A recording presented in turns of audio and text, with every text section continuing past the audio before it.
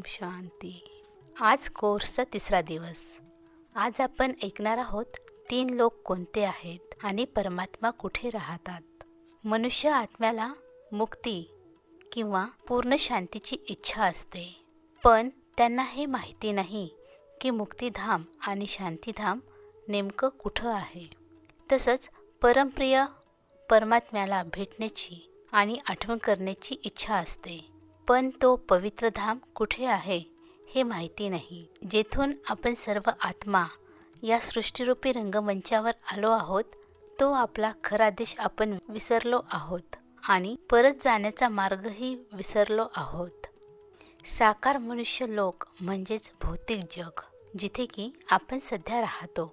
येथे आत्मा हाडामासाचं शरीर धारण करून कर्म करतो आणि त्या कर्माची फळ सुखदुःखाच्या स्वरूपामध्ये भोगतो.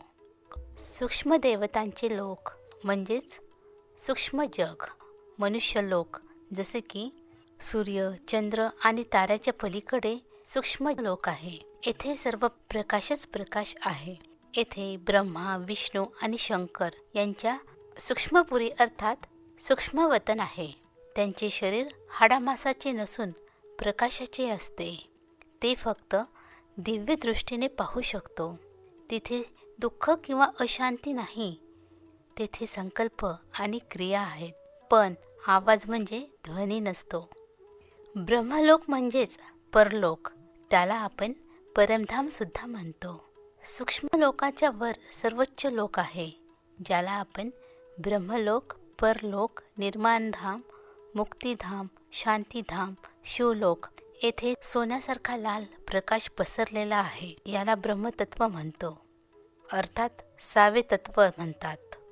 येथे आत्मा ज्योतिबिंदू रूपात शांत अवस्थेत राहतात.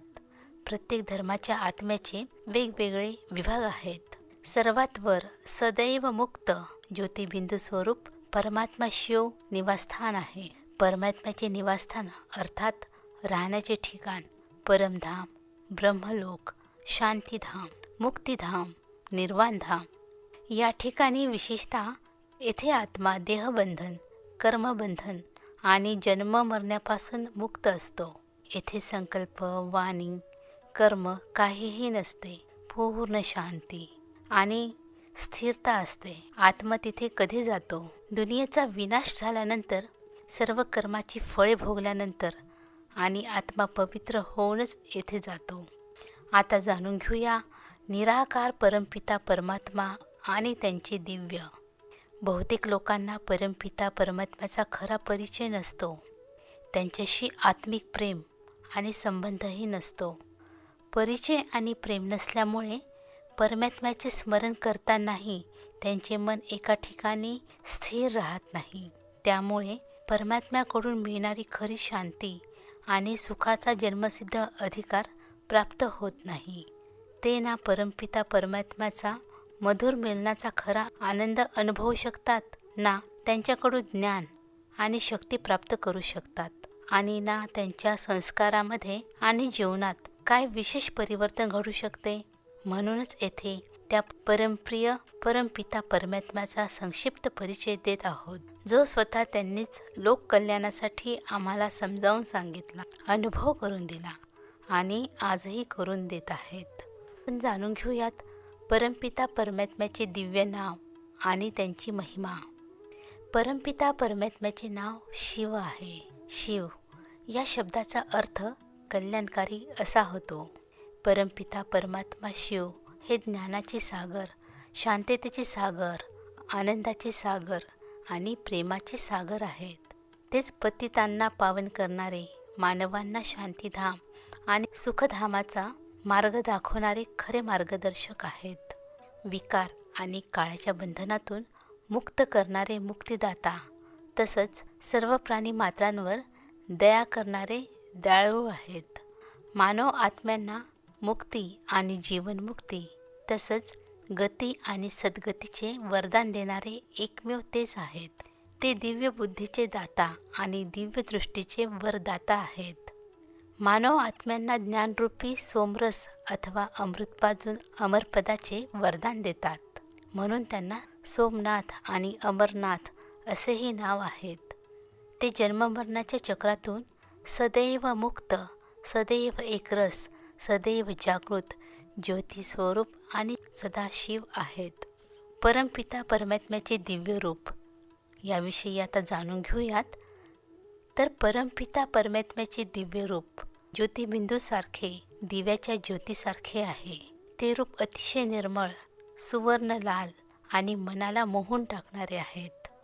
त्या दिव्य ज्योतिमय रूपाला फक्त दिव्य दृष्टीनेच पाहता येते आणि दिव्य बुद्धीनेच अनुभवता येते. परमपिता परमात्म्याच्या त्या ज्योतिबिंदू स्वरूपाच्या प्रतिमा भारतात शिवलिंग या नावाने पूजल्या जातात आणि त्यांच्या अवतरणाच्या स्मरणार्थ महाशिवरात्र हा सण साजरा केला जातो. आता जाणून घेऊया निराकारचा अर्थ. बहुतेक सर्व धर्माचे अनुयायी परमात्म्याला निराकार मानतात, परंतु या शब्दाचा अर्थ ते असे घेतात की परमात्म्याला कोणताही आकार म्हणजेच रूप नाही. आता परमपिता परमात्मा शिव सांगतात की असे समजणे हे चुकीचे आहे. खरं तर निराकार म्हणजे परमात्मा साकार नाही, म्हणजेच त्यांना मनुष्यासारखा स्थूल शारीरिक आकार नाही आणि देवतांसारखा सूक्ष्म शारीरिक आकारही नाही, तर त्यांचे रूप अशरीरी असून ज्योतिबिंदूसारखे आहेत. बिंदूला आपण निराकारच म्हणतो. म्हणूनच ही एक आश्चर्याची गोष्ट आहे की परमपिता परमात्मा अतिशय सूक्ष्म एक ज्योतिकण आहेत, परंतु आजकाल लोक बहुतेक वेळा असे म्हणतात की ते कणाकणात आहे. ओम शांती.